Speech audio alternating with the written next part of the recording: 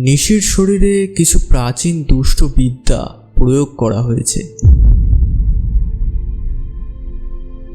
আঁধারে আড্ডা আজকে নিয়ে এসেছে ডেকং পাহাড়ের এক অদ্ভুত গ্রামের কথা। কালো জাদু, তন্ত্রবিদ্যা, ভূত প্রেত সবকিছুই রয়েছে এর মধ্যে। এই গল্পটি একটি সিরিজ আকারে রিলিজ হবে। সম্পূর্ণ পর্ব দেখতে এখনই আঁধারে আড্ডা চ্যানেলটিকে সাবস্ক্রাইব করুন। শুরু হচ্ছে ডেকং পাহাড়ের এক অদ্ভুত গ্রাম।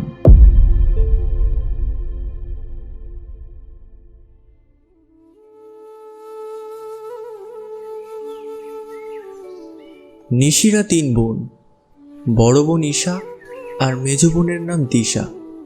তাই নিশি সব থেকে ছোট, ওই কারণে সে একটু অন্যরকম। মেজ আর বড় বোন যেমন দেখতে, তার থেকে নিশি শত গুণে দেখতে ভালো।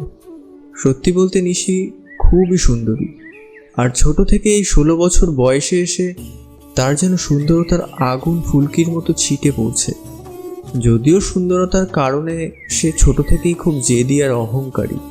তার আপন 2 বোন যেহেতু একটু শ্যামলা প্রকৃতির দেখতে, তাই নিশি তাদের সাথে সেরকম একটা কথা বলে না, আর তাদের পাশে অবধি গা ঘেঁষতে চায় না। তবে এতে তাদের কোনো সমস্যা হতো না, কেননা তারা বয়সে অনেক বড়, বোঝার ক্ষমতাটাও তাদের রয়েছে। আর তাদেরই রক্তের আপন বোন সুন্দরতা নিয়ে খুশি থাকলে থাক না, তাতে আর কি যায় আসে। তাই নিশির কোনো কটু কথা বা অপমানে কিছু মনে করতো না তারা। এইভাবে কাটাতে কাটাতে অনেক দিন কেটে যায়। নিশি ছোটবেলা থেকেই খুব একা একা থাকে। সে তার বন্ধুদের সাথে কথাও বলতো না। তাদের বাড়ির সঠিক স্থান বললে বলা যায় একটা পাহাড়ি এলাকা, লাংচুং নামক একটা গ্রাম, যেটা ডেকং নামক পাহাড়ের উপরে অবস্থিত।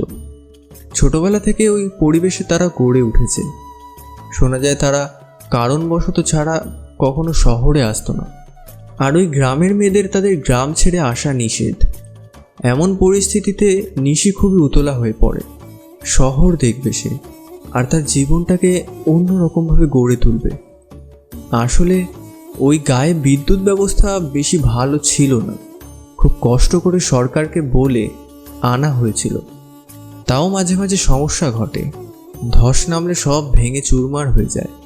অতি কষ্টে তারা কয়েকটা টেলিভিশন জোগাড় করে, তাও কিছু বাড়িতে বাড়িতে, কারণ অর্থনীতি তখনও ভালোভাবে গড়ে ওঠেনি। ভাগ্য করে নিশিদের বাড়ি একটা টেলিভিশন ছিল। নিশি সারাদিন নায়ক নায়িকা, নাচ গান, চলচ্চিত্র জগৎ নিয়ে মেতে থাকতো একেবারে। তার মন জেগেছে সে একদিন নামকরা নায়িকা হবে, আর এই গ্রাম থেকে বেরিয়ে যাবে। গ্রামের মানুষদের দেখিয়ে দিতে চেয়েছিল, কিন্তু এই গায়ের মোড়ল বা প্রধান, যাদেরকে বলা হতো ডাংলুক বসতির, এই প্রধানের দায়িত্ব পালন করত 2 জন, গ্রামের প্রধান এবং অন্য কিছু চত্বরের প্রধান। যাই হোক, ছোট গ্রাম, গোটা 250 মানুষ হবে। এর মধ্যে যখন জানতে পারে যে তাদের গ্রাম থেকে কোনো মেয়ে পালিয়ে যেতে চায়, তখন তারা এটা মেনে নেয় না।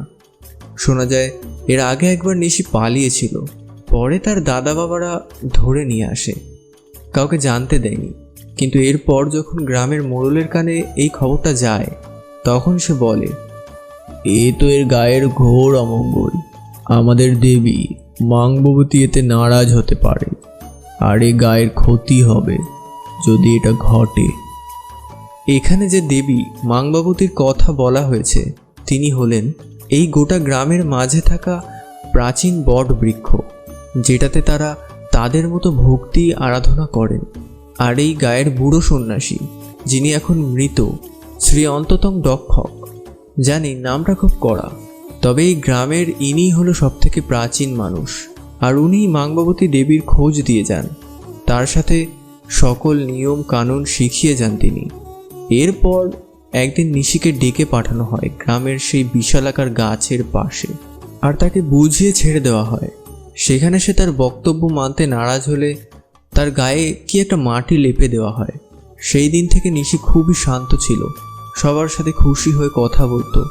কিন্তু এ বিপদ যেন ঘনিয়ে এসেছে। খুব জলদি, তার কিছুদিনের মধ্যেই নিশি খুব উত্তেজিত হয়ে যায়। কথায় কথায় রাগ করে, আর কেমন যেন একটা অদ্ভুত হাসি থাকতো তার মুখে, যে হাসির মধ্যে থাকতো একটা মায়াবী গলার স্বর আর অনেক ছলনা। এবার বলি, আমি গল্পকথক রিংবেদক। আমি নিশির পছন্দের সেই পাত্র যার সাথে নিশি পালাতো, কারণ একা পালানোর ক্ষমতা ওর ছিল না।